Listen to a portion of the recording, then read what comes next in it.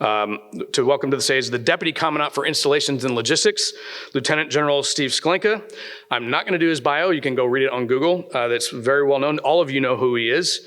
And I'm going to save all that so we have more time to hear directly from him. So, ladies and gentlemen, Lieutenant General Sklenka.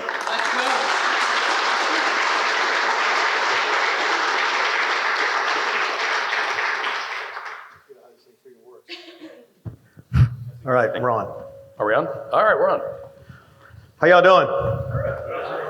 Hey, before we start, see, I'm taking over, man, sorry. Very well, sir. Before we start, I also, Dr. Bush, you beat me to the punch because I wanted to say congrats to Kurt as well. Retired Friday, I think. There's another guy out here, Aaron. So you can tell the new retired guys because they don't have all this going on. The way I'm looking at all my guys that I've worked with in the past have all that stuff going on. It'll be, I guess, in a couple of days. But congratulations. Thank you. And you know, anyone who knows Kurt knows he's got an incredible future ahead of him. He may have just been kidding a little bit about industry. Give him a call. Give him a call. I can tell you this: just since we sat down, he's posted LinkedIn 4 times. if you know anything about Kurt, you know exactly what I mean when I say that. So, yes, sir. All right, my friend. Well, thank you.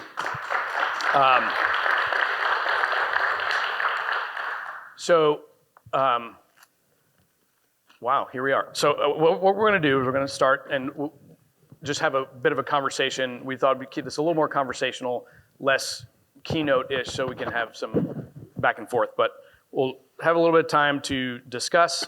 Then we'll open it up to some of y'all's questions. I would just remind all of you, I love all of you, when you ask a question, it is a question and not a keynote address. Fair enough? So you get 30 seconds or less. I'm kidding, sort of.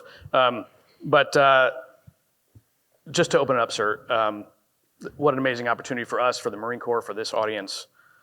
The Service 4, who is previously the Deputy Commander for Indo-PACOM, before that was the Plans Officer for Indo-PACOM. So let's start there.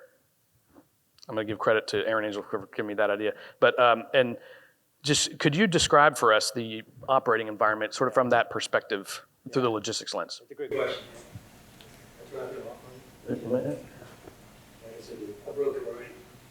You all hear me? You did say you're an analog guy. Right, yeah, we are recording. So. I didn't break it, it just stopped working. Good. All right, hey, going on, I can't protect my voice, I got the wrong job. First, this is an incredible organization. I only really got to be aware of it when I became the Deputy Commandant. When I was out in Indo-PACOM, I didn't get, I was almost separated from the herd for a while. About a little more than 5+ years on joint duty. We'll talk a little bit more about the importance of joint duty for any of our military officers, and actually for real work in the Department of Defense. It's an important thing for us to have. But the operating environment out there is interesting. We talk about 5 of the primary threats to our nation. The current signed NDS is still in effect.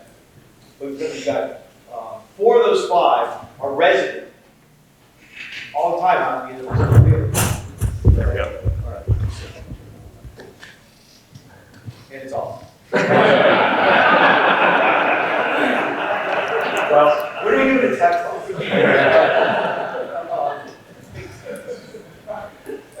But you got 5, but 4 of them are always resident within Indo-PACOM. You got. Do I need this? Yes. All right. Okay, great. Awesome. Really? How do you get the? Hey, I get it. It's working. It's fine. I'm telling you, I'm going to hit myself in the face with this thing. All right, so we talk about the 5 principal threats that our nation faces. 4 of the 5 are resident all the time in the PACOM. They're the violent extremist organizations, terrorists. The Iran, which is not resident there, but Iran actually sent a little flotilla a couple years ago through the Indo-Pacific. I'm not quite sure what the purpose behind that was. When I think about global navies, Iran's is not the first that comes to mind, but that was one of them. The DPRK is still a very significant issue They keep launching missiles at the cyclic rate, despite the fact that they are banned by the United Nations from doing so. And the concern I have is that they've got a failure rate that's pretty significant. You know, well over 3/4 of their missiles, when they go up, fail at some particular point. So I worry about an errant missile, maybe not even armed, that slams into the apartment complex in Seoul or Tokyo, you know, by accident. And then the reactions that would come from that. Of course, we have Russia, still a regional threat, not nowhere near what they were when they were the Soviet Union, but they still, remember, to have the second most formidable undersea capability with their nuclear submarines. And then, of course, there's the PRC. Now, the first four that I addressed, they're always going to bother us, they're always going to irritate us, they're always going to be threats, I suppose. But there's only one of those five that I believe is truly an existential threat to the United States. It's an existential threat because they have both the will and they're increasingly gaining the capability and the capacity in order to be that existential threat to us. When we had the last time that our nation faced a truly peer adversary, I'd say it probably had to be World War II. Some would say, okay, the Soviet Union was a peer threat. They were peer militarily. That's pretty much it. They were not a peer in the other elements of national influence, not anywhere near the way the Chinese were. I don't think the Soviets ever came up to 40% of our GDP. And by some accounts, the purchasing power parity of the PRC exceeds the United States. They still are not up to our GDP. And there's talk about them exceeding our GDP by 2030. That talk has since diminished.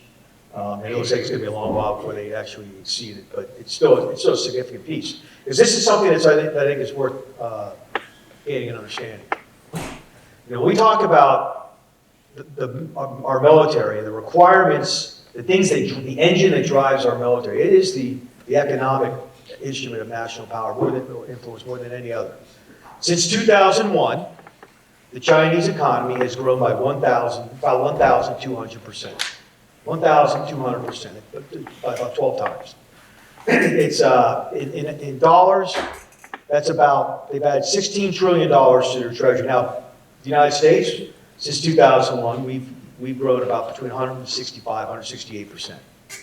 About $12 trillion what we've added. The reason I bring up 2001 is why? No. What happened in 2001? What was that?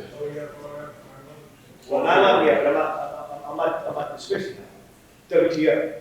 It's when we pushed, our nation pulled and pushed for the Chinese to become members of the World Trade Organization.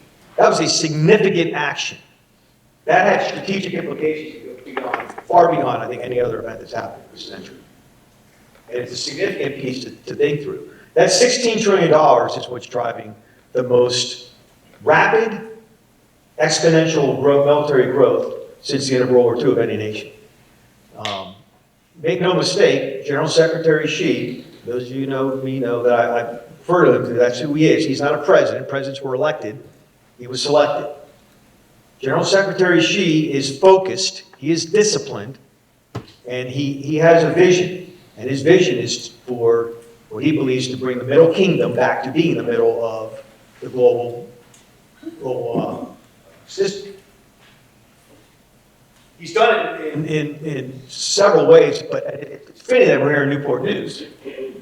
Because I think back to, and you know, I got my own notes here, but you know, there's a Chinese conglomerate, shipbuilding, the China State Shipbuilding Corporation, CSSC. It's important, you know, just to understand the stat that I'm telling here in a second. So the CSSC consists of the top, I think, 2 shipbuilding companies within China and a smattering of some other ones. But last year, 2024 alone, CSSC put out more ships than the entire U.S. shipbuilding industry since the end of World War II. Let that sink in. It's 80 years. That's significant. That talks about, that's when people want to address what is the concern that we have with them, it's scale. They have the ability to outscale. They've got 1.4 billion folks, an economy that's churning. We've got 340 million, I think.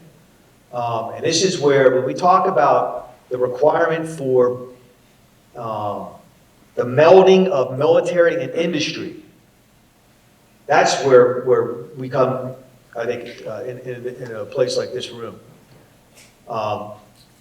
Any fight against any peer is going to be something unlike. I've been in the Marine Corps. I'm coming up. I just finished 37 years, so I'm rolling into year 38 right now. I've never seen, and nobody wearing the uniform today has ever seen a fight against a peer. This is something that we need to understand, and there's going to be certain things that are unique, and this is how the operating environment, I think, is in this, Kirk. I'll end with this one piece, though, and it's, for the first 20 years of this century, we were focused almost exclusively on fighting Taliban. China's focused on one person, or one organization, one entity. That's us. They were developing anti-access area denial weapons, A280 weapons designed explicitly and specifically to keep us out. They were focused on us. We have started that focus back to them. And before you guys think that, I'm going to sit up here and give you the scary China brief, I'll tell you right now, I'm still with it. But this will be a tough fight. And we need to understand that there's a lot of actions that we need to do. And this is something that the melding of business, industry, military, society at a level that we haven't seen before is not just preferred. It's the only way that we're going to prevail. So you mentioned. Here you go. Okay. Well, here we are. We'll pass this back and forth. So you talked about going toe-to-toe against a peer competitor. One of the most sort of challenging things, I think, in that context is mobilizing the force. Anyone who's paid attention to some of your talks and some of your guidance and things like that, you've talked a lot about the importance of mobilizing the force. But really that topic, it covers a lot of ground. It can mean different things to different people. So could you talk to us about what you're really thinking about when it comes to mobilizing the force, particularly? Yeah. Test the worlds, okay? Yeah, this isn't even working. Oh, there, you got that right. I think, yeah. Get shaky.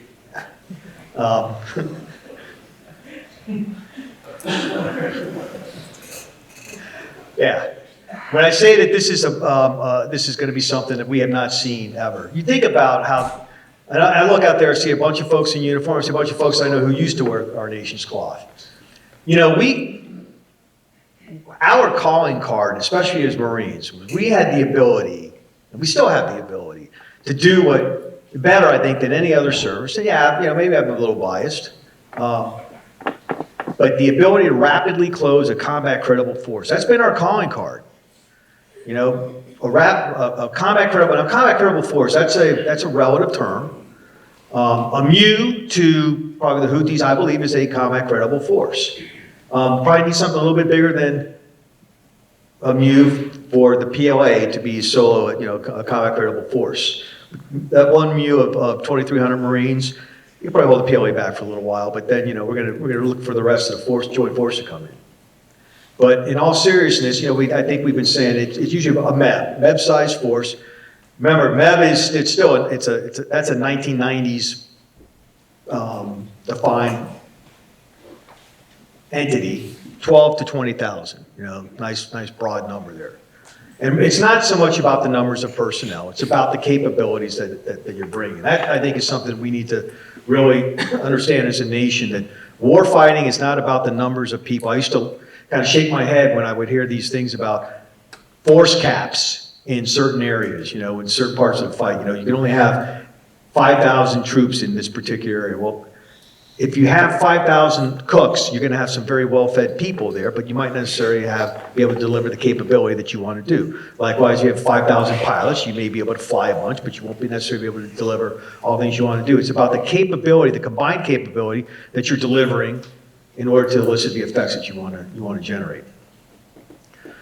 So but our ability to rapidly close that force. And our doctrine says what? How fast can we close a MEB? Are we supposed to? You guys remember? 10 days. That's what we say. We've had this doctrine out there since the mid-'80s. So we close out combat credible force in 10 days. We do it with a combination of things, a fly-in echelon, usually flying in the people and the the high demand, low density stuff. But you also, in order to bring a force to bear, in order to close it quickly, you've got to also bring in the heavy stuff. And that heavy stuff, it costs a lot in terms of transport. And you can't just fly it all. And when MPF was first started, we started this, we were looking at it, the idea was to be able to, I believe it was 249 C-141 equivalents or less. It was 249 or 149, one of those. But the fact that what remained was that was the limiting piece. Because Transcom, which does the strategic lift, we all know, is going to have they've got a global mission.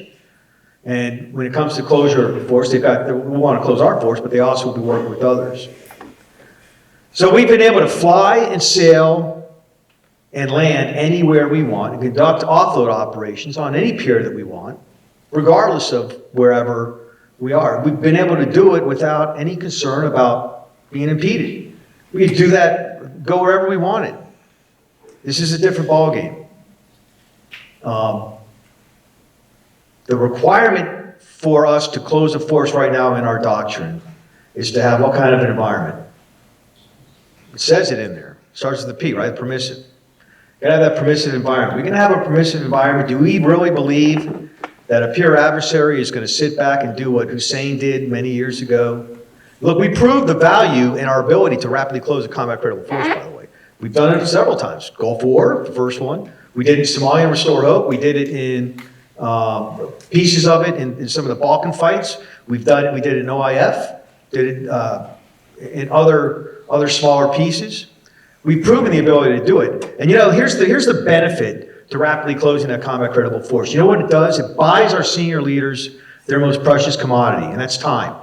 When you give that senior leader time, what it gives them is the ability to either negotiate an off-ramp so that the crisis doesn't devolve into conflict, or in the event where you can't talk your way or negotiate out of that crisis, you've now got a force in there that can help you execute what the national leaders need you to execute. In other words, you got a force that can punch and do so at least decisively, up front.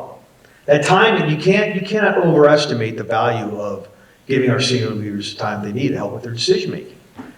Now the question we need to ask ourselves is, all that was being done in a permissive environment. How are you going to do that in a contested environment? I'm not even talking about just getting to the port or doing the offload operations in the port. How are you going to get to that port? How are you going to get to that airfield? When the skies are now susceptible to enemy action, when the seas are contested, when those ports are contested. This is where, when you think about it, we haven't changed maritime prepositioning force operations since the mid-'80s. Some of you are going to come back and say, oh, we've changed ship loads. How can you say that? We have different variants. What we've done is we've changed the type of force that was being closed. We never changed really how we were going to close that force. And that's a significant difference. We have to think through that. Now, I am not one of these guys who says that MPF is an anachronism. It certainly is not. It has its role because, remember, especially for the Marine Corps, not only do we have to have the ability to fight against a peer threat, we also have our mission of crisis response. So in certain parts of the world, MPF absolutely, as it currently exists, is relevant. My challenge to our team has been, how do we figure out how to make MPF relevant in a modern fight in the 21st century? One of the beauties when General Berger created force design, in my view, is he recognized and acknowledged that if you want to be relevant in a 21st century fight, you better damn well have a 21st century force. And he wasn't convinced that we had that. And I think we all recognize that. We had a force that had some new stuff in it, but was essentially still a 20th century based force. We're moving in the direction rapidly into that 21st century piece, but the part of this that I think we need to really look hard at is the logistics aspect, the enabling piece of how we're making ourselves capable of advancing. Are we modernizing the force completely, or are we modernizing just segments of the force? This is a whole, if I said it was a whole nation fight, a whole society fight potentially down the line, it's certainly going to be a whole of service, a whole of military and whole force fight. Still? All right, we're working on it. All right. So, but we, I know we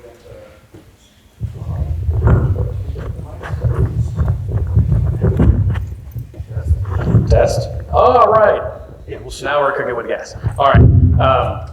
So you talked about rapidly closing the combat credible force, but we also have forces forward deployed, particularly in the Indo-PACOM AOR, and those forces have to get around and be mobile, and they're very distributed. So tomorrow we actually have a panel on dedicated to littoral mobility and closing the last tactical 1,000 miles. And could you tell us your thoughts on littoral mobility and particularly what our gaps are, and specifically what might you say to the industry partners here in the room that what they could do to help maybe meet those needs and gaps? Yeah, all right. Is it on? Yeah. Holy cow. You guys can hear my heart, this thing. All right. 21st century force, sir. Right there. Holy cow. All right, is this too loud? All right, good. Yeah, those of you know, when I came to, I got to INL last September. And I came there with the notion that, and I still feel this way, the operational Achilles heel in many ways is it's the lack of surface littoral mobility. And I say that because what we don't really have much out there in terms of scale. This is where I need help. And this is something where I'm not talking about, we could be developing capabilities, certainly. But I also think there's a lot of capabilities already out there. We just need to figure out how to bring all that together. Now, some of my theories may clash with some others is this. I believe that we spent a lot of time developing methods of transportation across the desert floor in our many years out there in the CENTCOM theater. We had a lot of trucks, a lot of variants of trucks too. I wish we had a map up here because when you look at the map of the Indo-Pacific, it's a massive area. It is huge. When you talk about transportation requirements, that place is huge. We west coast of California, west coast of India. What do we say? Hollywood to Bollywood. We go penguins to polar bears because it goes down from the Antarctic all the way up to the Arctic. Massive area. Anyone who's flown out there knows. It's funny when people in D.C. complain about having to fly to like San Diego. When you fly to San Diego, you're not even halfway to Hawaii at that point. And you get to Hawaii, you're barely halfway to Japan. And you're just knocking at the door of Asia at that point because you got another 9 hours to get to other areas of that place, sometimes even further. The distribution conundrum is significant. And it spans across the full tactical, operational, strategic realms. But for us, the littoral piece is a significant concern that I've got. I think that we're going to have water trucks. Multiple variants of different kinds of trucks, autonomous, semi-autonomous, manned. I don't care. We're going to need lots of them. We're going to be in a position where we're going to lose some of these. We better get used to the fact we're going to lose in combat. We're going to lose them. You think about it. We don't really lose a whole lot of top level or top assets at a good pace in the desert wars. I'm not diminishing the tragic loss of a helicopter, but we wouldn't lose helicopters at a good clip. We didn't lose ships at a good clip. We could see a point where we're going to lose potentially these smaller or these littoral mobility assets at a pretty good clip, which tells you a couple of things. One, you need to make them small enough so that when you lose the cargo on there, your force can withstand and absorb the loss of that without it being catastrophic to your force. You also need to have it so that these machines can be replicated and duplicated quickly. If it takes a production line a year to make 2 of those assets, it's probably the wrong thing for you. If you're looking at it in terms of what we're trying to generate out there. Otherwise, if that's the case, now you're going to have to significantly alter how you're going to be conducting your warfighting operational concepts. But what littoral mobility gives you, and I'm going to sound like a bumper sticker here, but it is true. It helps me remember. The mobility gives you the necessary agility that can help ensure your survivability and the resilience of your force. You got to be able to bounce around the place. I mean, the beauty of that area, especially within the first island chain, is you got a country like the Philippines with over 7,000 little islands around that nation. You know, Indonesia's got over 17,000. Great hide spots for folks. Not a place necessarily where you're going to put big pieces of equipment, because you got roads out there that aren't necessarily going to be able to hold it, let alone some of these bridges. So you've got to start figuring out how are you going to be able to execute your concepts for warfighting, but how are you going to enable them along the way, and subsequently, how are you going to keep them engaged in the fight? In other words, how are you going to sustain their operations? How are you going to, when they shoot their strike missiles, how are you going to resupply them in those contested littorals? How are you going to be able to move around in there? You know? So, I know that we've talked about, you guys are familiar with GPN, the global prepositioning network that we've got. You know, we're looking at it a lot more, or a lot closely in INL right now, and in terms of its capabilities. And in my view, you know, if you've got GPN in a location, but you do not have accompanying littoral mobility assets to move that stuff from place to place, I'm not talking about just this stuff on a truck, I'm talking about moving around in the littorals.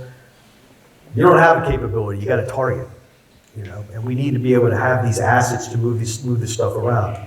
I'll end it with this.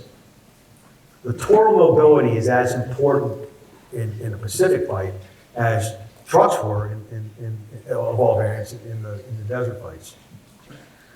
So picking up on that theme, sir, from the perspective of the service headquarters, you know, we've got INL, of course, we've got combat development integration, you got the systems command. Do you see us doing enough, and are we reacting enough to that need? And are there things in the pipeline that, or are we putting things in the pipeline to meet those needs that you just described? And if not, what do we do about it? Yeah, I think that there are things in the pipeline. What I would say is, one, I don't want to limit us to my limited imagination, which is why we've got some phenomenal folks there at CD&I. Despite the fact that we just lost one to retirement with Aaron Ager, we built a great team focusing on that with his leadership with the logistics division there. But the focus is there. Look, I mean, the proof's in the pudding. We don't have the assets in hand right now. So we need to get them in hand. I also would like to see these things work with them. One of the things that I like, you know, one of the greatest pieces of equipment I think in the history of our military is the Jeep. The Jeep was a wonderful piece of equipment because it was small, it was compact, and anybody with a rudimentary knowledge of engine repair could fix the thing. You know, you could get kids coming off the farm or kids coming out of the city who was working on their own little cars, and they could fix it quickly without having to call in a contractor to get the thing done, or to have to go off to school for 7 months to learn how to just fix this one part of the engine. With some of our high performance stuff that we've got right now, the downside to it is it's to the point where I've got mechanics that can't necessarily fix those things. I need to be able to get our youngest Marines to be able to run out there, and if that engine stalls out, they can fix the thing quickly and do quick repairs to it and get it back in the fight. And you know, a lot of this is, I don't want us necessarily, you become so beholden to emerging technology that you become a slave. Instead of figuring out how emerging tech can help you and enable you to conduct your actions, you end up you see a new capability, you try to fit what you're trying to do to that capability rather than vice versa. There's pros and cons to both, but in the end, what I want to see us doing is making our stuff so complicated that we're not able to rapidly get back in the fight. Because we've got to keep the ultimate end state out there, which is keep things in the fight as long as possible. The Joint Light Tactical Field, the Jeep was what, maybe 2,500 pounds, fully kitted out? The Joint Not So Light Tactical Vehicle? Right. Yeah. It's like 10 times that. Yeah. So, Yeah. And you got to ask yourself, look, the GLTV has its applications in certain environments. But that's why you have families of these things, I think, you know. I worry about that thing being able to operate in some of the places that we're looking. You know? I say roads, some of you guys have been out there. These aren't roads, these are paths, you know. can the bridges, can it handle that? You know, when it creaks, when the guy's got his little mule pulling his little cart over there, I'm not sure I'm gonna try to drive across that thing, you know, in a 22,000-pound vehicle. Sure. Yeah. Sometimes need a degree in electrical engineering just to fix the thing. It's true.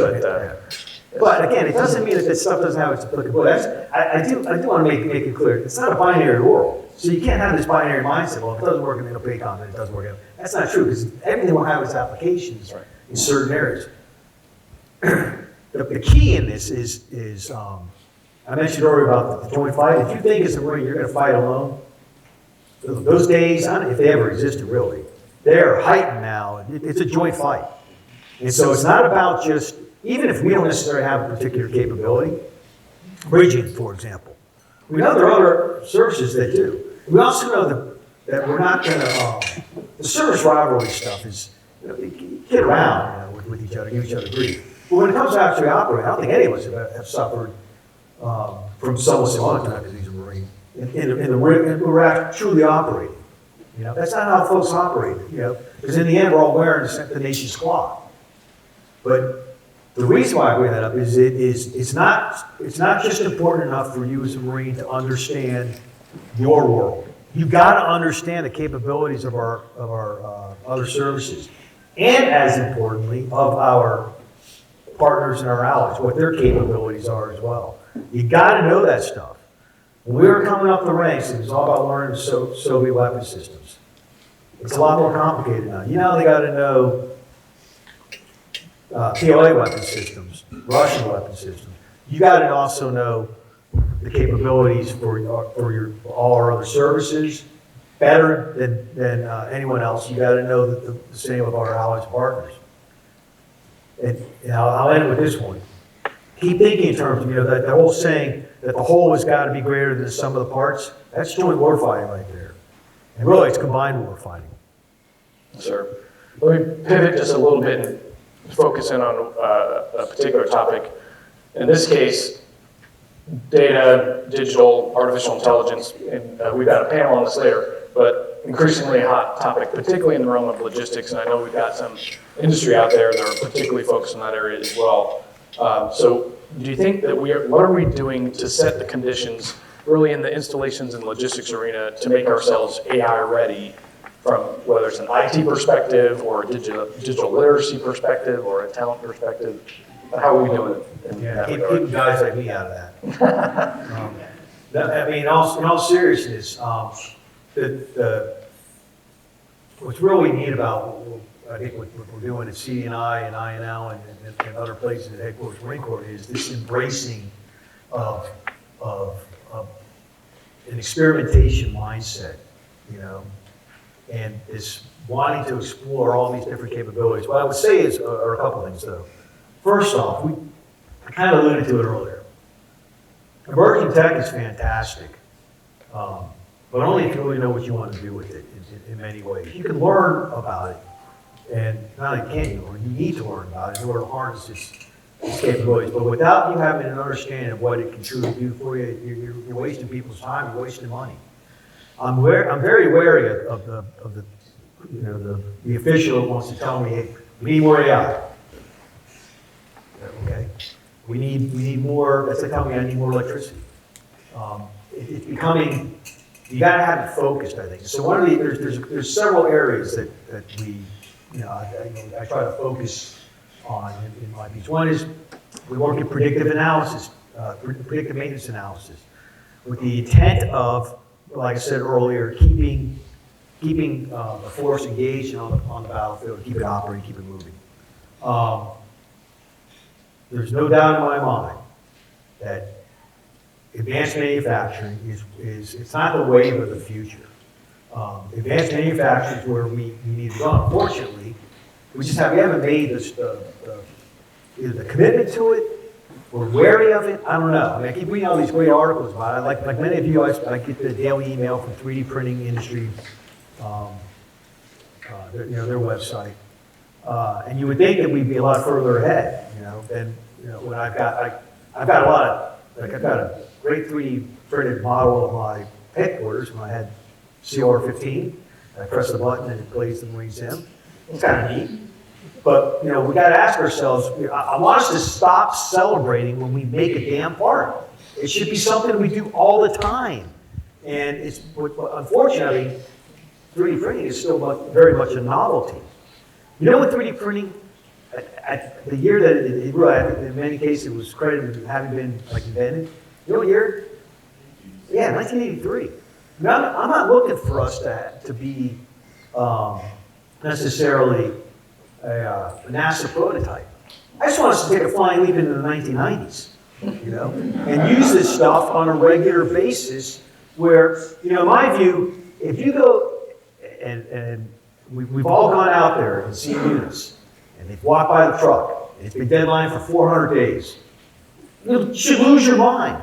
Why are we allowing something to be, why are we not printing the part for it? And there's so many different reasons I get for it. I get everything from industry that want to share the IP, to blah, blah. All those things are challenges, and in the end, I think amount to nothing but more than excuses. It's on the military, though, to understand that businesses now, they're not charity organizations, you know, some are. But they're not doing this for just simply because they want to wave the flag. They got to make a profit, too. So we need to help them figure out how to make the right business model that enables them to want to give us their CADs, you know, their computer-aided designs. You know, my simplistic mind, I think, all right, right now, when a company gets us an end item, they make a lot, they also have a lot, make a lot of profit down the line off the supply chain that we're signed up to, you know, over the life cycle of that particular product. But in order to do that, they gotta make those parts. So making those parts costs money. Then they gotta warehouse those parts. And those warehouses probably have to be climate controlled, because the climate control is gonna have some cost. You gotta have people to inventory those things. Those people gotta get paid. And then you have different variants of those people, because you got the supervisors, and you got the guys who do stock and shelf, you got the guys who do accounting, you got all these other things, they're all gonna get paid. Then you gotta make sure not just getting paid, but they also are gonna have some kind of benefits package as well. Then you've gotta figure out how you're gonna secure that building. And then some of this stuff down the line, you're gonna have to throw away, which means it's wasted.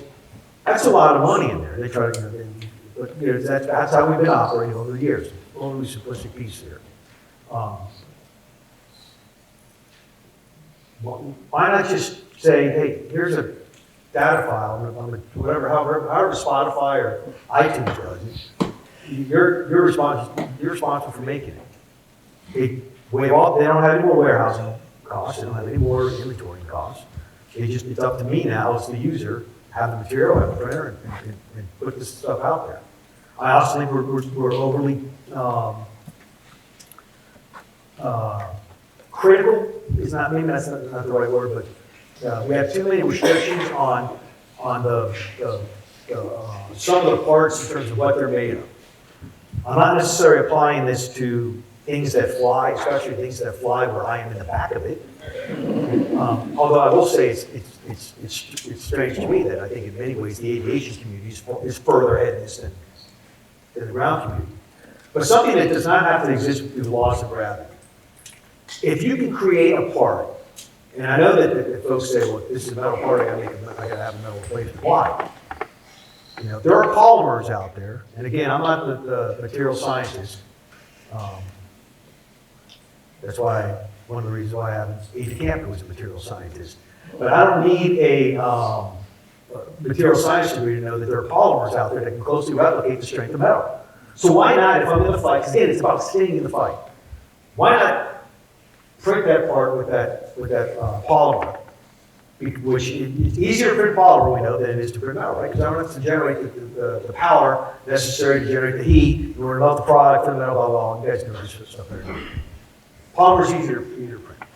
And it's someone says, well, yeah, but it's only going to last for 70% of the time. Yeah, it keeps me in the fight, though. As opposed to having to wait X amount of time, I have a metal printer way out and back somewhere else to print something. Or I print a sack full of these things, and I just start changing them out. Again, overly simplistic in many ways, but I think this is some of the thinking that we need to have in terms of remembering that end state of keeping things and people in the fight. So, to that end now I'll end this piece also. The most contested space right now is the cyberspace. How are you going to transfer all this data? over networks that are exceptionally vulnerable, right? All right, I'm gonna give you a piece here. Some of you have heard me say this. If you haven't, bear with me. But I'm gonna ask you guys, how many guys do online banking? I'm not gonna take your cards. Yeah, just about everyone in here does online. Okay, why do you do online banking? What's that? Faster? It can't be faster to give it to me. You know, you might not see it again. All your money. You know why you do it? Convenient. People say it'd be convenient to give it to me as well. You do it because your bank has convinced you that they have made your data unbreakable. They've secured your data, right? Now, you know this. You're comfortable with this. How many of you, last time you communicated with NSCU or USAA, soldered up to a JWIX machine to do your data transfer? Any of you? Dude. Well, you know what you did? You did it on your phone, on the unclassed network, on the horribly corrupted, way vulnerable, unclassified network. And yet you still will do these transactions. Why? Because you have trust in the sanctity of the data. And I bring that up because we worry a lot about network security, and I'm not dismissing that. That's important. But it's not the end all be all. We're talking about dealing with some of our allies out there whose networks are not as secure as ours. And we're going to have to deal with them. We're going to have to work with them. You can't hide information. So how are you going to effectively transmit information? How am I going to effectively transmit the ones and zeros for that CAD, for that piece, that critical part, and I know it's not going to be corrupted by someone who broke in there? I have to figure out how to keep that data safe. Now, this is where I am starting to get way out of my swim lane, because I know that there's quantum emerging tech that has been developing that down the line will supposedly make damn near unbreakable, undecryptable, encrypted data. You know? Now, of course, we all know that every time you make something that is foolproof, some fool comes in and proofs it and fixes it. But what it does, the moral of the story is, it's not just about securing your networks. You got to secure your data. You can't just come up with this great technology and expect to work it without having an understanding. Now you have, if it operates in a domain that's not terrestrial, you still are responsible for defending that domain and understanding how that domain operates. So I have no idea if I even answered that question you just asked me. So we covered a lot of ground. And that was like a stream of free consciousness right now. But if I could just pull that thread just a little bit on advanced manufacturing, you'll forgive me if I put you on the spot just a little bit, because there's some folks here in the audience. I see Matt Pine out there and some others, some industry folks who share your passion. I think most of us here are kind of familiar with your passion for 3D printing and advanced manufacturing. You talked about some of the sort of the excuses that you get, but from the perspective of the service, there's been people here like you who've sort of been pushing the wet noodle up a hill for a while, share the same vision, we ought to be using this more. Do you think there are levers that we can pull inside the service to more rapidly accelerate how we're leveraging what, as you point out, it's not really new technology, it's been around for a while, but how can we pull some levers to actually get that noodle up the hill a little bit faster? Yeah, I appreciate being credited with having the passion for this thing, but it's, I have no more passion for it than anybody else. What I want to do is get us moving in the right direction. Just like, I'm looking around the whole audience, people want to do the same thing.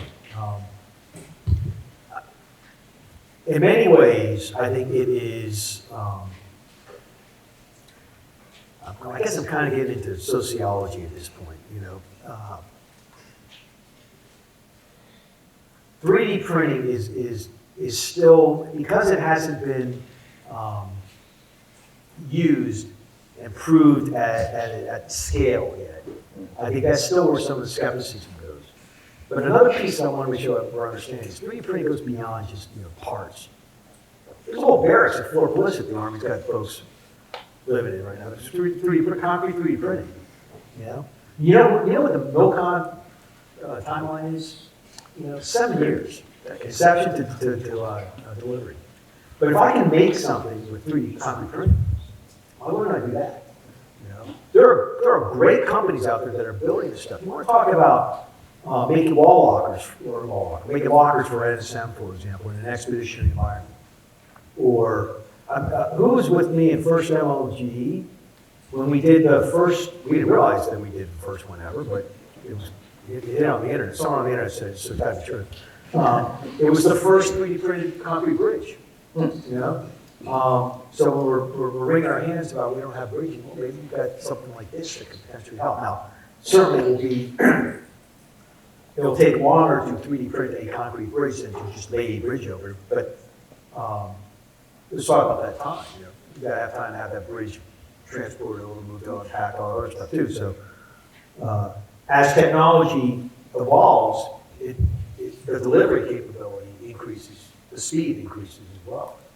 So in the end, the best way to do this, to get it out, to get people to embrace it, is it's got to prove itself. You know, we've got to be able to not improve it to our own Marines working with these things, but we also need to be able to prove to industry, work with the industry, to create a business model that enables them to deliver profit. And I guarantee you that if we were able to show, we were able to work out a system where it's more profitable for a company to lease me out their CADs than to stay with the traditional supply chain model, they drop that supply chain model in a heartbeat. You know, because it's a pain in so many ways. And in the end, they're able to make consistently and sustain greater profitability, greater ROI. Why wouldn't they? But so in other words, it's going to be a team effort. It's a team effort, not just for the Marines. The Marines need industry as well. And the ones who are going to fix this thing, it's not the old guard.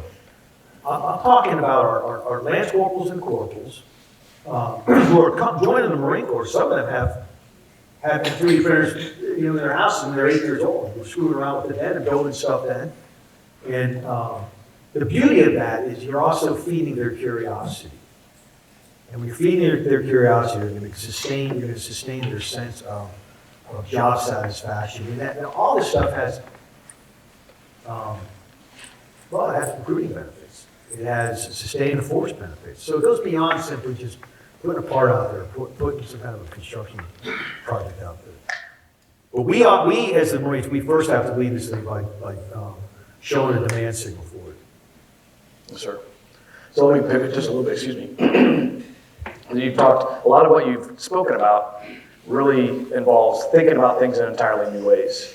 And you also spoke about that the only fight is the joint fight. It's all the joint fight. So, and one of your enduring priorities as published is developing joint warfighting logisticians. So can you talk to us a little bit about what you mean, what you're thinking about in terms of that line of effort, and do you see any initiatives ongoing to get after that? Yeah, thanks, Kirk. You know, it's funny. When I was out at PACOM, the militaries out there, the foreign militaries, they always would ask me the same question. We want to have a military that's just like you in the United States. How do you do it? Now, first, the first answer is, well, develop an NCO Corps. That's the first thing you need to do. I mean, truly develop an NCO Corps. And he said, what he delved further in that. I said, what I'm going to tell you applies to not just officers, not just some of your senior, this is across the entire force. We believe in training and education. The training piece, it's one thing, the simplest way to put it is, it's one thing to know how to fire your rifle. It's another thing to know why you're firing it.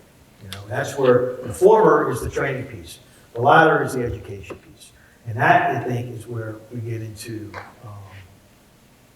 some of these instances of making a joint force. So we've got the school, and what I'm trying to do, at least tonight, is get as many folks as I can into the various joint training classes, courses, whatever. I try to speak at joint courses. As frequently, George Topic probably thinks that I'm not doing enough of it at this point, and all apologies to him, but I do try to get to as many of them as I can to speak, and also have other senior logistics leaders go out there and do that.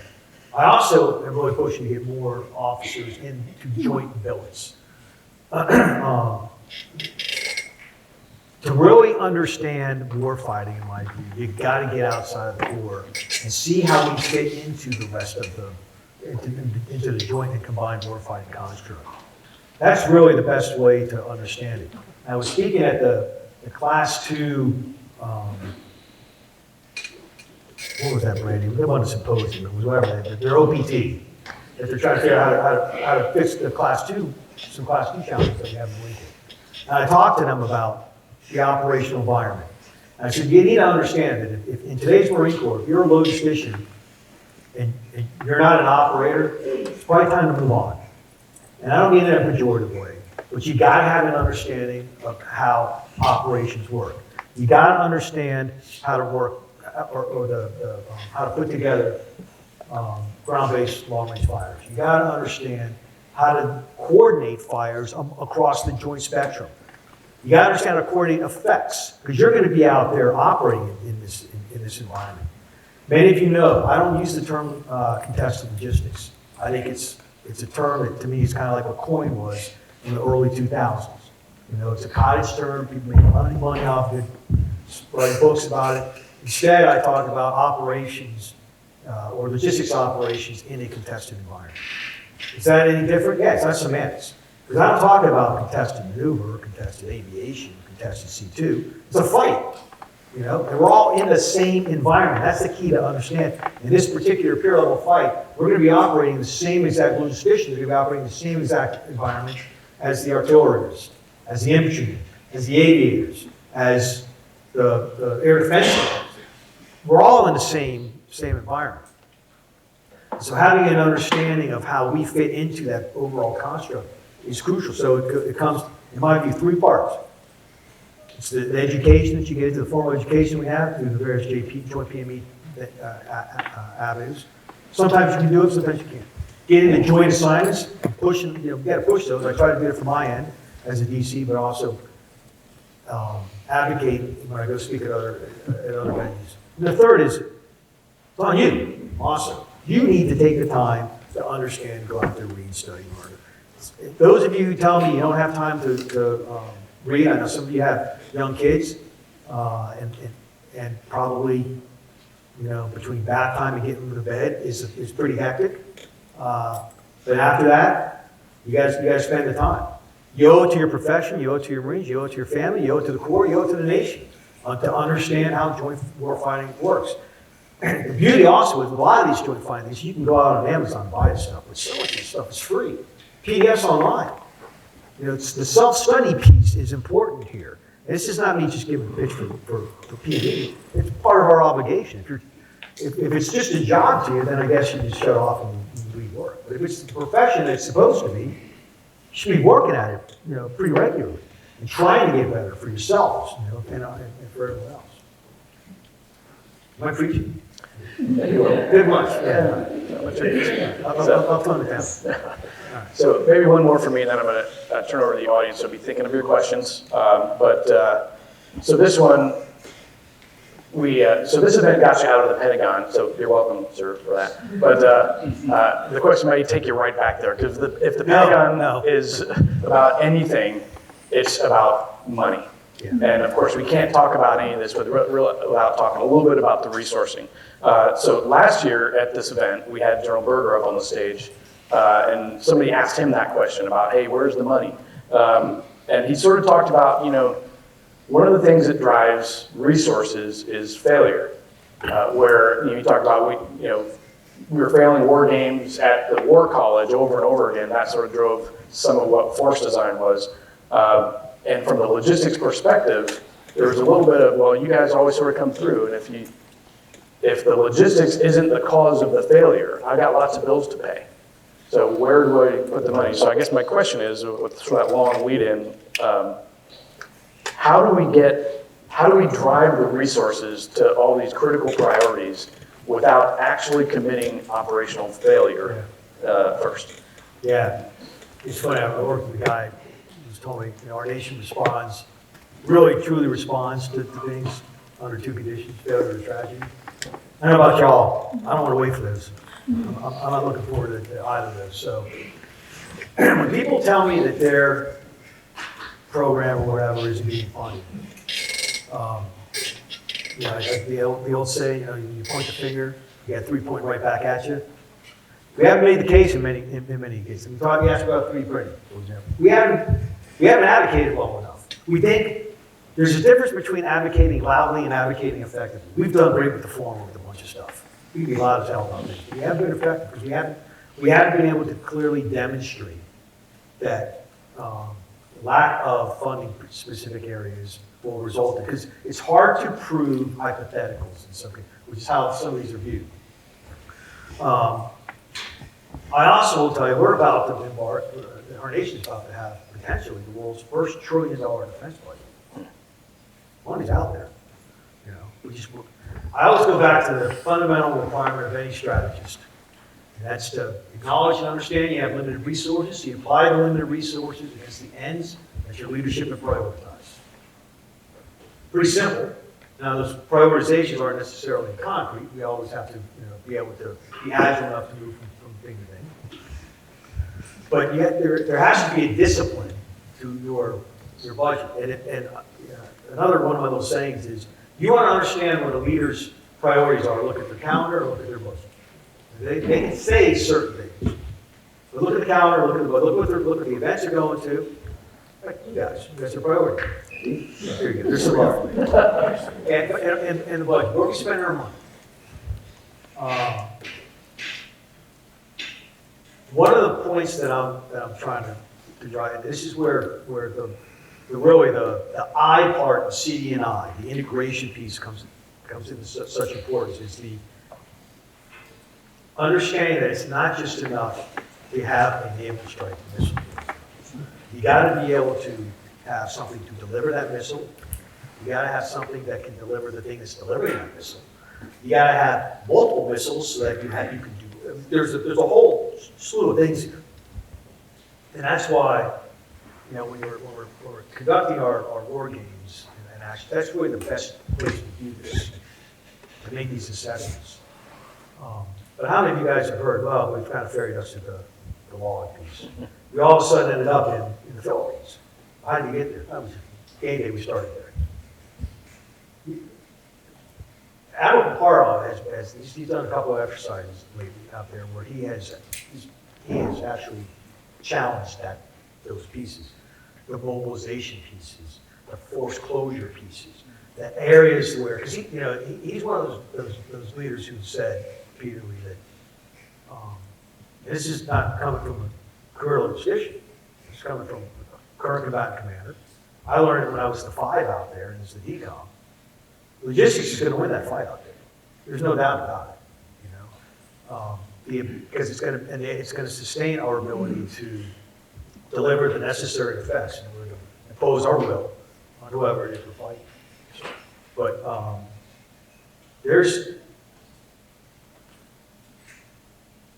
budgeting is about prioritizing, and you have to be able to make a case for whatever you're trying to deliver. And in the end, it is on us to figure out how to make the case for the things that enable us to fight. I think that as we do more of these war games, as we come out of the desert and we start looking at something that we haven't had to before, a peer level fight.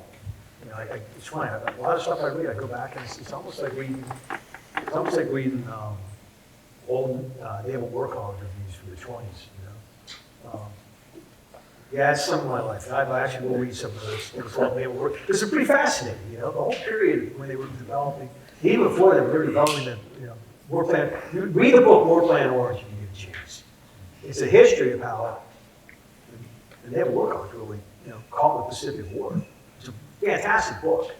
And in many ways, when you're reading it, if you take out the word orange and change it to yellow, take out the word Japan and change it to PRC, there's some parallels there that are pretty stark in my view. Sure. So making that case not only why I need the money, but also what's the risk and what happens if I don't. Yeah, it's all risk assessment. It's funny. The thing I was talking, if I said something to the class 2 guys yesterday repeatedly, it was everything is about how well you articulate risk to the leaders that have to make these decisions. You got to do it to avoid passion and emotion. And you say, this is what happens. If we do, if you don't, if you want to fund by this. And you got, when you're doing risk assessment, you cannot deliver in vagaries and generalities. You got to be as specific as possible so people get the picture. You can't say, well, if you don't do this, we're not going to be able to execute. Well, it's not true because figure out a way to execute, and that puts your theory It's a shame. You got to figure out how to effectively articulate the impacts of either sourcing or not sourcing. So I think we may have some, hopefully we have some microphones going around, but I think Hopefully they work. And hopefully they work, yes. So let me turn over to the audience real quick. I see Joanna had hand up, I think, first. So go ahead, Joanna. I think we have a microphone coming around.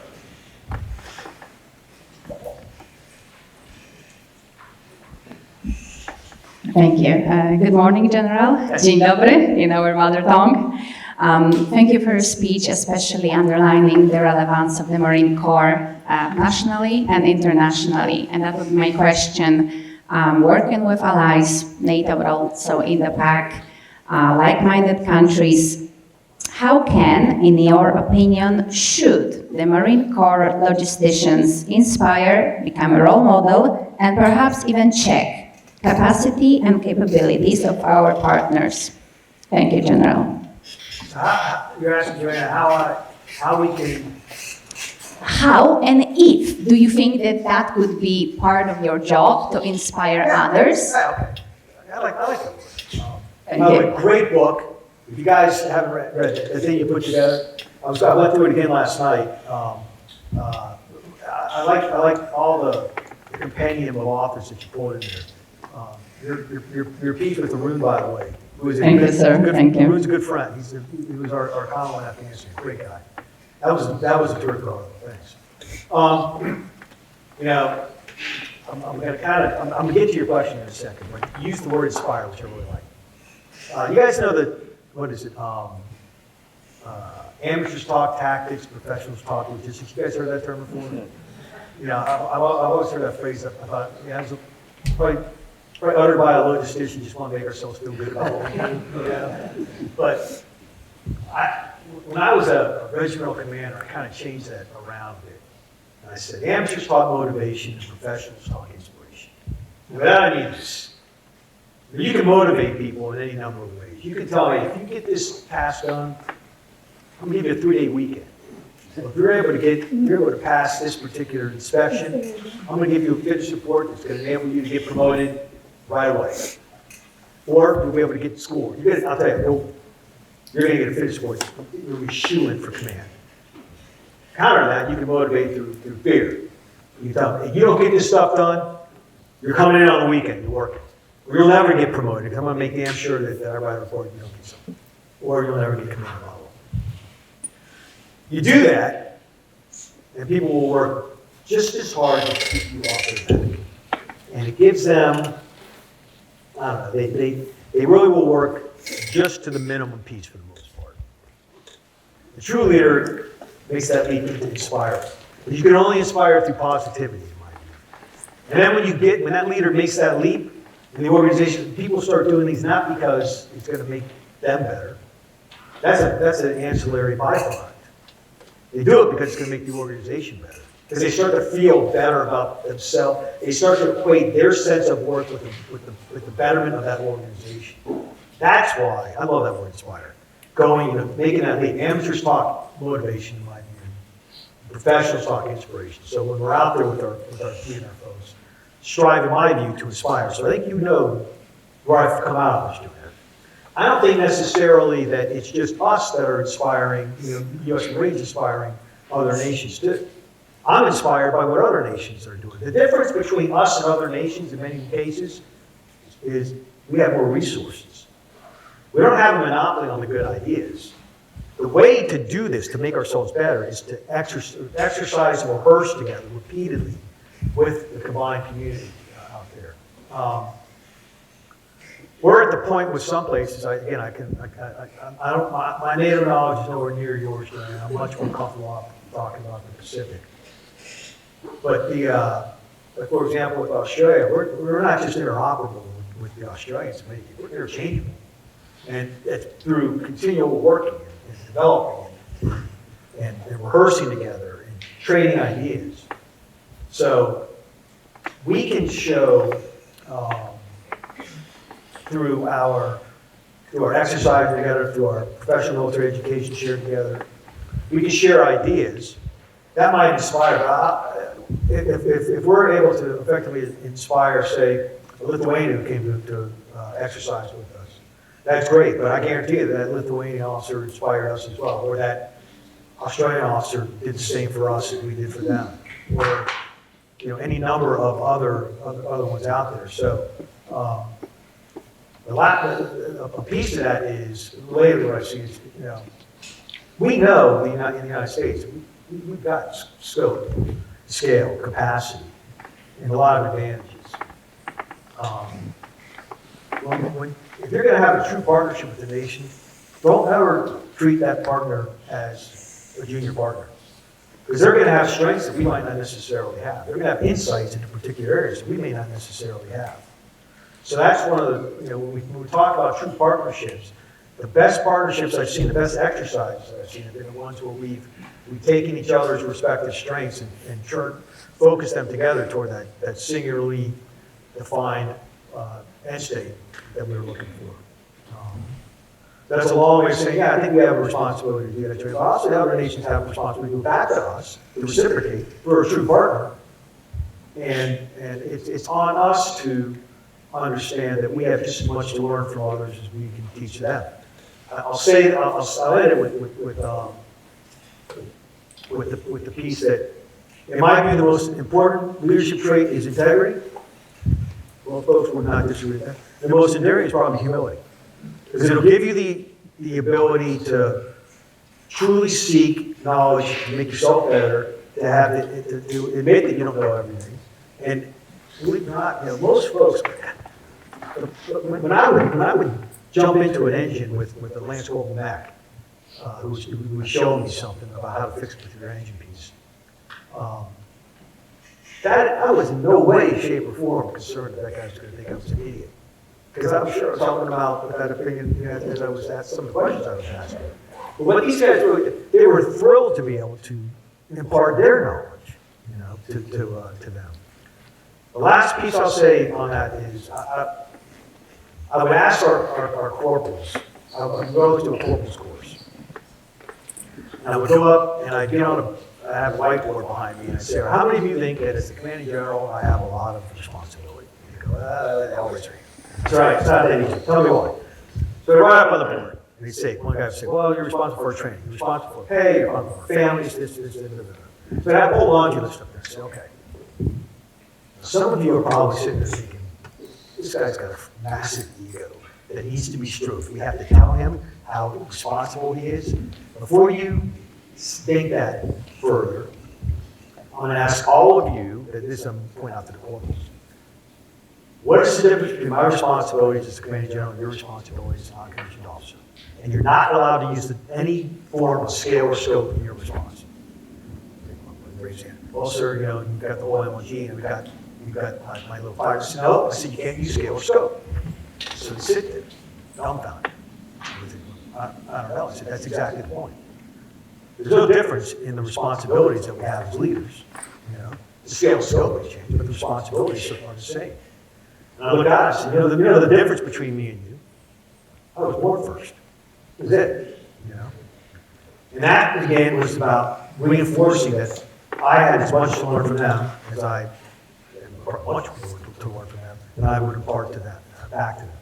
I'll tell you, it made for a great environment in terms of people truly striving to learn themselves, not risk averse, willing to take chances, knowing that their leadership's going to back them up.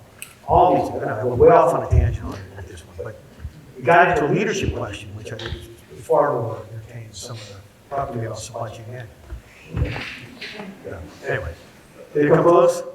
All right. Thank you, sir. So now we're going to press your buttons, but so there we are. This gentleman right here. Thank you very much. That was a great talk. As someone who has a background in additive manufacturing, hearing your opinions on how to actually take advantage of it in high-speed ways was very refreshing. Main question I have is when you were talking about a concept of like ocean trucks or sea jeeps, from your perspective, what do you think would make most sense as kind of the minimum payload and range capabilities for a system like that, especially if it was remote operated or autonomous? Yeah, that's a loaded question. So you got, expeditionary platform family of them. So what I'm not necessarily looking for is, I don't think we need to go larger than an LCU. But think about it not in terms of, and this is hard for industry to take this answer from me, but don't think about it in terms of like how big. I'm looking for the capability that I need. So I need something that is small enough that if I lose that and the cardinal on it, I can absorb that loss without it being catastrophic to my force. I need to have many of them so that I can rotate them around. And I know that some are going to be down for maintenance, but also I have to have the type of engine on it that is easily repairable. I've got to be able to have it go on a production line and be able to be replicated quickly if production line, if I can 3D print the damn thing, I'll be even happier, on site.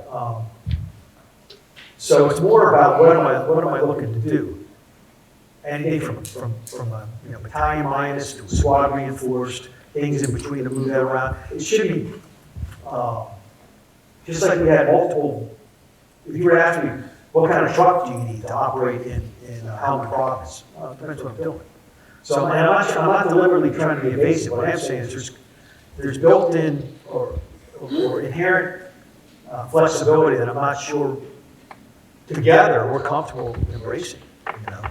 That for whatever reason we look at littoral mobility platforms differently than we look at like trucks and vehicles. By that I mean we're willing to accept multiple different variants of trucks. Why aren't we just looking to do the same thing with littoral mobility? So I also look at maybe changing some of the way that we look at current littoral mobility possibilities. Why are landing craft only ship to shore? Why can't they be shore to shore? I know, okay, it's limited legs. Okay, so maybe we cut back some of what it can haul if I add additional fueling capability on it, to extend its legs. I guess what I'm saying is, we cannot limit ourselves to our limited imaginations. We gotta, what did Christopher Walken's character say in Calvin? We gotta explore the space. We gotta explore the space, man. Does that make sense? More or less. Doesn't help you, I know. Well, it's just like, what would Are you you an say? engineer? Yes. Yeah, engineers freaking hate me. Yeah. No, it's more so like, does 1,000 pounds make sense? Does it need to be 10,000 pounds? Does it need to be like 20,000 pounds? Yeah. Cool, okay. Maybe not 20, but again, your question to me should be, what are the capabilities that you need? And then you come back to me with all right, this is what I can do for you, type thing.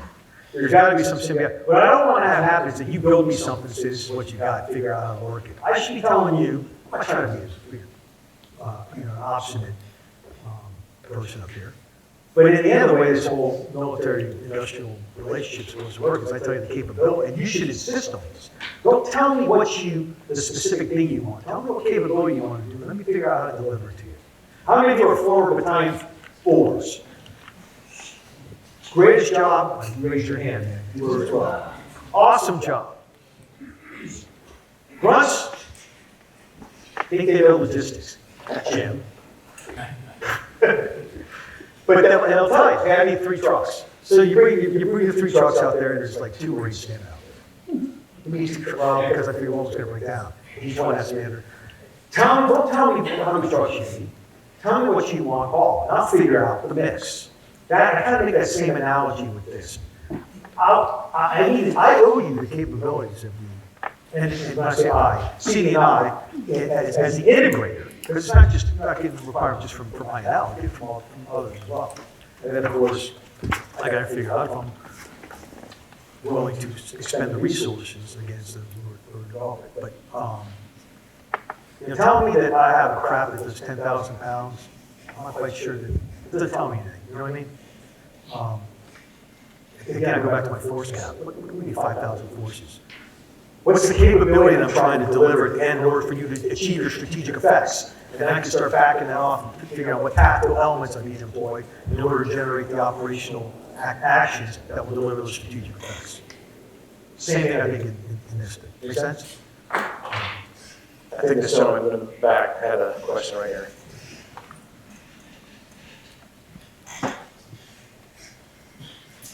Thank you. In consideration of the shocks to the supply chain and transportation globally as a result of the COVID pandemic, what are the contingencies for dealing with either electromagnetic pulse or a geomagnetic disturbance that would shut down conventional electric grids, microgrids, things like that? And how, if you had a magic wand, what would you wave that magic wand over in order to get the kind of continuity of operations capabilities that you need to maintain logistics? Yeah, it's funny you say that, as you, I think you're seeing a kind of an illustration of this on the stage. You got this guy running at me, what happens when his iPad craps out? Well, I'm blowing in all of it. Yeah, look, it's a great question. The easy answer is redundancy. But how do you do redundancy if I'm still relying, if I'm relying on the same electromagnetic spectrum? That's the challenge. In many ways, I think that, what I think part of the greatest innovation that the PLA and the PRC have done over the last 30 years, what do you guys think? Yeah? Well, smart base is one of them, but anyone have an idea? I'll tell you what I think it is. Fade out. Fade out. I'll tell you why. Before fade out, China needed our GPS satellites in order to, not just do the military operations, but also a lot of stuff, basic societal stuff. Fade out is their GPS. I think the Europeans have tried, what was their Galileo, I think is their network of satellites. But now they are not relying on so it definitely complicates things. Because that means that they can go after our satellites without it adversely impacting their actions. So the question now, how do we affect redundant comms? You're asking the wrong guy on that one. Because my answer to your question was I need redundancy. I need to have a plan B and plan C down the line for me. But also, another R word, I got to rehearse. How do I act in a comms degraded or comm denied environment? And that is really through the training that we're doing together, the rehearsals that we're doing together. So I don't know if there's a specific capability if I'm relying on the same spectrum. You know what I mean? Well, in regards to the PRC's rapid military civilian fusion for manufacturing and the complicated acquisition process for innovators to incorporate themselves into the DoD supply chains, is there more a focus now on applying innovation into the DoD from suppliers that are other than the prime contractors? Yeah, I think so. I think it started with Replicator. The intent behind Replicator, I think, is strong. I'm not sure, though, and Eric, you're going to have to help me out with this one. I don't know what true capability has been delivered at scale so far with Replicator, but the intent behind Replicator was to do what you're talking about, which is to accelerate. Probably the best model that I can recall from just an experiential one is SOCOM's model. Where they have the ability to go out, they can accelerate through their various authorities some of their acquisitions that they have. It's got some limitations that they can do, but broadening that out, there's rationale behind why we are in our acquisitions, why we have the acquisition approach we have right now. I don't think you're going to find anybody who, even those who work in there, to say that the system is where it needs to be right now. It's a system that was developed, I think, in the late 60s, mid to late 60s. Probably needs an overhaul. And what we need now, I need beyond just acquisition specialists to figure out how to fix this. Operators are going to have to get in there with them to figure out how to accelerate. I've seen a market improve or market increase in the embracing of the non-big four in terms of some of our especially in the emerging tech areas. Which is that's a good sign. Something we should be encouraged by. But we still have a long way to go. We've got to bring more of them in. I'm assuming that you're with one of those. All right. So I think we might have time for one more question. I got this. Hey. Based on the acquisitions and everything else, going back to autonomy of autonomous systems, Okay, so back to the autonomous systems. Look, as my position right now, seeing it go, I see the Army and the Navy and the Marine Corps kind of doing. Is the Marine Corps leading a little bit forward? Right now, the Army autonomous systems are not planned until about 2030, 2035. That's their mark. Please tell me the Marine Corps is looking at it maybe 27 or even closer. Yes. Which way? Much closer. And, you know, we talked 27, because by way of saying, DOT does too. And I know the Army's got the scissor, but the Army also reckons, everybody knows that 2027 is when General Secretary Xi said he wanted his force to be ready. He said he was going to do it, he said, I want to be ready. But one thing we know about the CCP is that they have generally met their timelines, not sooner than originally expected. Now, he had originally said he wanted 2035. But let's keep things in perspective. One, 2027 is the 100-year anniversary of the BOA. So it's kind of more of a ceremonial thing.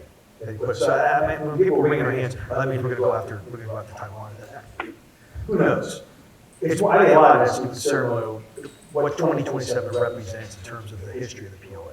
And that's important. You got to keep that piece in perspective. I'll also say this though: if you're out at Indo-PACOM, you're not looking at 2027. You got to be ready today. You know, you got to be ready to fight now. So there's the balance between the absolute requirement to modernize the force, but also to be ready to fight with something today, which I think it's got to be beyond simply just what capabilities are we developing, but also what capabilities have been developed and how do we integrate them in to include in the commercial sphere. And if we think those who say, well, if I just set contracts in the Pacific Theater for certain capabilities, once the shoot starts, those contracts are going to be, those businesses they're not going to deliver. Really? Profiteering in war? That's never happened. Second oldest profession, right? You pay them enough. Look at the world. It goes. I'm not as concerned about that. What I want to make sure we're doing is that we're identifying the sources. And we got it's that balance. If I had the answer to this game, I wouldn't be sitting up here. Somewhere else. You can make a whole lot. It's that balance between modernization of the force and the capability to execute today. That's what we're chasing. I think we have one more. Yeah, a very quick one. General Scott Wilson, Chief of Staff, 4th LtGen. Thanks for joining us this morning. What is 37 years of experience, sir? What do you think is the biggest institutional hurdle we have to modernizing the logistics of the Marine Corps? It seems like we lag the GCE and the ACE in terms of modernization. Even this forum is fantastic, but if you compare it to the MCAA that has been around for several decades, we are nascent in our ability to link up with industry and further logistics. So what is the hurdle, and what can we do to help that? Are we looking to make this MCAA? Is that the objective? So maybe not the same, sir. For our own. Well, I'm not saying replicate, but I'm with you. It's kind of like, I would like McLeod to be MOTS, where you, what's the ELI designated when you finish McLeod? If you've ever sat on a promotion board or a command selection board, the aviators, first thing they go to, especially if you're talking about the 05 level command piece, WTI. Is that WTI? Yeah, and your book was over here. I'd like that to get with those issues. ELI. You know ELI? It's part of the education piece in there. You're asking, how do we make the rest of the Marine Corps love us as much as the GCE? Is that it? Which, I say that tongue in cheek, Scott. The other one who's going to do that is us. I'm not going to expect Jay Bartron over there at BPNO as the head grunt to carry my water for me, or have Yellow over there at DC Aviation doing the same thing for me. And when I say us, that's why the first thing I asked Kirk was that the intent with the AMCL, is to make it sort of like an MCA. That's a great objective. How many of you have said, where is the log plan, the equivalent to the app plan? How many of you have said that? You know, if you sat at any kind of resourcing thing, the app plan is this wondrous document that anytime a resource decision goes, the first thing that the aviators will do is they hold this thing up, and they all, you know, the heavens part, and they all bow to that. I say that tongue in cheek, but I also say it with a great deal of respect, and a little bit of freaking envy, you know. And maybe that's something we need to be doing. I thought about that long before I became a DCI now. Not quite sure why I haven't gotten to that point yet, other than I haven't delivered that one. But to me, all these are incremental areas. In the end, it's about us convincing the senior leaders the value of whatever program, position, capability, content, whatever you want to talk about, what we have with that. You know, it's funny though, when I go to an EOS, you guys know what EOS is when the 3 and 4 stars get together. I don't go there, before I didn't go there as the deputy commander of PACOM. I don't go there as the deputy commander of installation and logistics. I go there with the mindset that I'm a senior leader of the Marine Corps. That's what I represent. Even if it means having to subjugate the logistics portfolio for the betterment of the overarching institution. We owe that. I truly believe we owe that. But the other 3 stars owe the same thing. And that's where I think, you know, you run into the difference between parochialism and those who are looking at the service. And you find that in the joint world too. You'll find some senior joint officers who just can't get out of their service uniform and end up, it makes their service good, but at the sacrifice of the betterment of the joint force. So it's both complex and complicated. The more complex, there's a bunch of moving parts to it. And I think this is a great avenue for it to help with that. But I also say, look, our job is not necessarily to be the poster boys at the ACGs. In the end, we're the one element that they know they can't do without. You know, which I say that with a little bit of smugness, but it's, you know, there's some truth to that. And in all seriousness, you know, they know that. But I'll end with this. Remember, logistics is what you do, but Marines is who you are. And that's I think what should be driving all of these Marines, especially when I'm looking at, they're all senior leaders out here now. And that's how we need to look at things. Not necessarily just what is good for the logistics community. We're doing this not to make the logistics community better. We're doing it to make the Marine Corps better, more capable, more lethal, better warfighting, all those things. Right? Does that make sense? Sir, thank you very much. Anywhere near what you wanted to hear. But it's okay. I was not trying to politically correct any answer. You know, I could have just said that. You know, we're always going to check, but it's not. I don't look at us as logisticians. We're Marines who do logistics. All right. Okay. So thank you very much for your time and coming down here today. So, ladies and gentlemen, Deputy Commandant Kirk.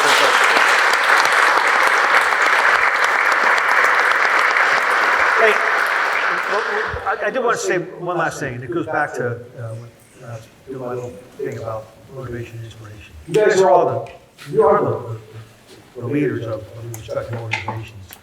But your question, Joanna, should go to all of us. It is on us to do whatever we can to inspire those around us, to be inspired by those who are around us, and understand we're all going after the same central objective and end state of making us a better, more capable force. In the end, our number one mission is deterrence. Nobody of sane mind wants this fight coming, potentially. Nobody wants it. Mission 1 Alpha, though, is prevail. Because American taxpayers aren't paying me to just participate. They're expecting us to win. They demand that we win. We owe it together to get us the right force to be able to do that. But this is the right type of form to get after that. And it's the right organization to help. We used to see, watch this grow out, and you can do this full time. Yes, sir. All right, thanks, guys.